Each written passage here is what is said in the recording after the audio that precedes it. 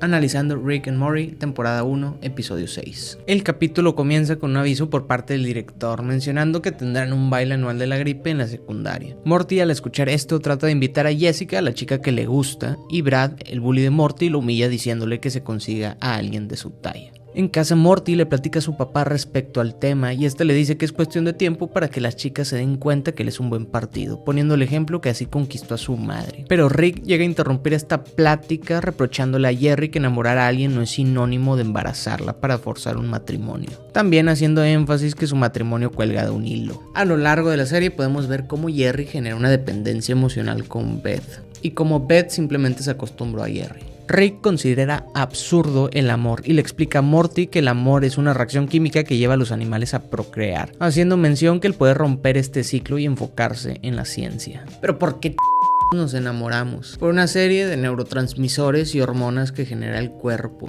A nivel químico, la dopamina genera placer. La noradrenalina y adrenalina son los que generan las mariposas que sentimos en el estómago y estos nervios hacia la persona. La serotonina es la que regula el nivel del ánimo. La oxitocina es la encargada de generar este vínculo entre las personas. Y la feniletilamina potencia la dopamina y este sentimiento de euforia. Y la combinación de todos estos crean a la especie más estúpida y poco racional del mundo. Básicamente un cóctel que genera dependencia y busca constantemente el cerebro estos estímulos. O en otras palabras, un adicto que no puede dejar su droga. Según Helen Fisher, antropóloga biológica, este sentimiento de enamoramiento puede durar desde los 6 meses hasta los 2 años para que estos niveles se vuelvan a regular. Pasado este tiempo, vuelves a ser un ser pensante y racional. No significa que al cabo de este tiempo dejes de amar a la persona, simplemente estableciste ya un vínculo emocional y maduro con ella. Pero ¿por qué motivos le parece a Rick nefasta esta idea del amor? Son por razones mucho más profundas que los veremos en siguientes videos. Más tarde esa noche Morty entra a la cochera y Rick le pide un desatornillador. Pero el propósito de Morty es pedirle a su abuelo la creación de un químico que haga que Jessica se enamore de él. Esta poción de amor no genera absolutamente nada de amor, simplemente es el cóctel que anteriormente vimos replicado en una droga, quitando el juicio y la decisión que involucra el verdadero amor, solamente quedando el deseo.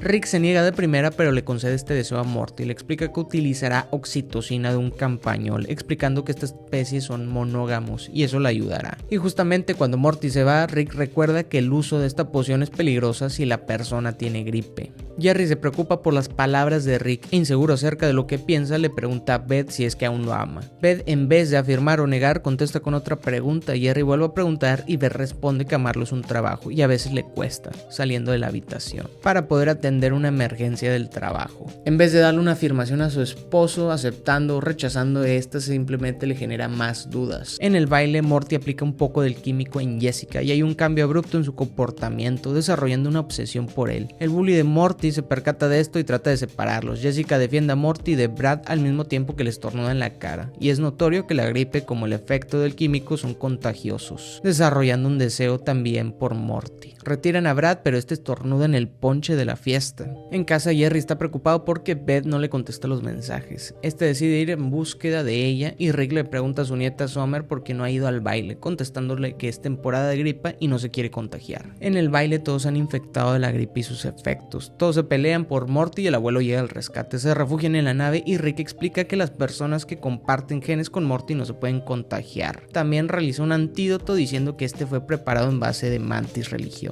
El razonamiento detrás del antídoto es que las mantis no pueden generar oxitocina, la hormona que depende del apego hacia la persona. Rick espera que añadiendo este factor a la ecuación las personas quiten su dependencia hacia Morty. Rick esparce el antídoto y todos se convierten en mantis religiosas. Rick se excusa diciendo que a veces la ciencia es más arte que ciencia. Pero realmente la ciencia es más arte que ciencia, no tal cual, pero la inspiración es un factor clave para esto. Muchos descubrimientos científicos han tenido musas o inspiraciones para llegar a estos a cabo.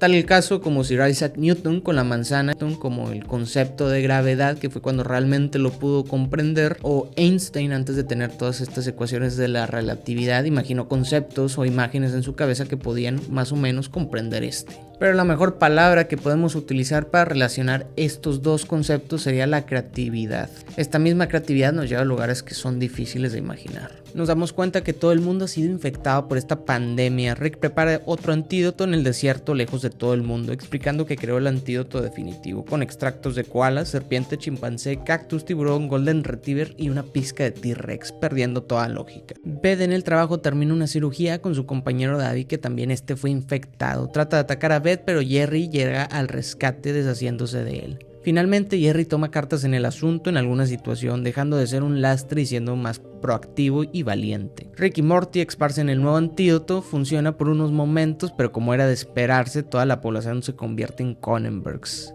Jerry y Beth están eliminando Cronenbergs y una chispa vuelve a despertar el amor entre ellos. Homer se reúne con ellos y llegan a la conclusión que Rick tiene algo que ver con todo esto. Morty culpa a Rick de todo lo sucedido, pero Rick no deslinda de toda culpa a su nieto, exclamando que él solo quería que le compartieran un desatornillador y que gracias a su deseo de querer aprovecharse de alguien los llevaron a esto. Morty solamente quería satisfacer una necesidad completamente humana, sentirse amado, pero no lo exenta de la responsabilidad de quererle quitar el libre albedrío a alguien para forzarlo a amarlo. En otras palabras, su culpa es totalmente contra la moral. Mientras que Rick, teniendo conocimiento y siendo consciente de las consecuencias, aún así decide ayudarle a su nieto Morty. Sin mencionar que cuando se trata de ciencia, Rick deja al lado total cuestionamiento entre el bien y el mal, haciendo que su culpa sea totalmente en contra de la moral, tanto como operativamente de este plan. Uno de los principios filosóficos de Sócrates es: entre más sabes, más responsable eres. Que en este caso Rick, teniendo experiencia, teniendo conocimiento y aparte siendo la persona mayor en esta situación, decidió actuar.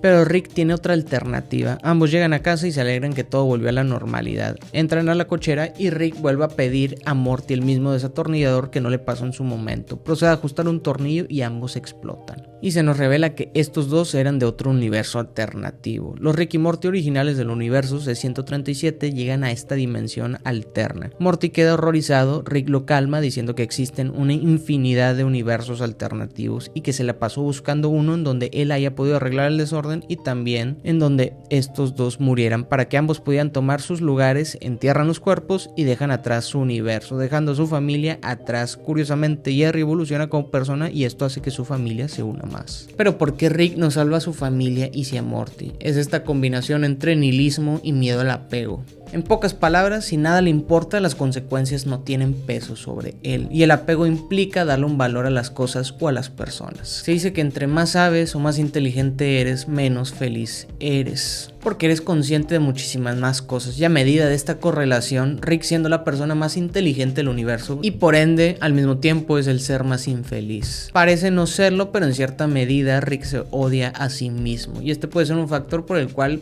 puede creer que no merece una familia. Una de las posibles razones por la que Rick estima mucho a Morty es que no tiene maldad en su corazón. Sí, muchas veces no puede ser consciente de las posibles consecuencias que puede tener, pero normalmente no actúa con dolo. No confronta a Rick, no lo juzga y no lo cuestiona a nivel moral, haciendo que Rick en realidad pueda seguir siendo Rick sin ningún tipo de filtro. Muchas gracias por el video. Si te gustó, no olvides suscribirte y darle like. Somos una comunidad pequeña, pero pues vamos creciendo poco a poco. Cada suscripción y cada interacción cuentan. Si te gustaría seguir viendo más contenido como cultura pop, curiosidades, ciencia, filosofía y reflexiones, házmelo saber en los comentarios. Gracias.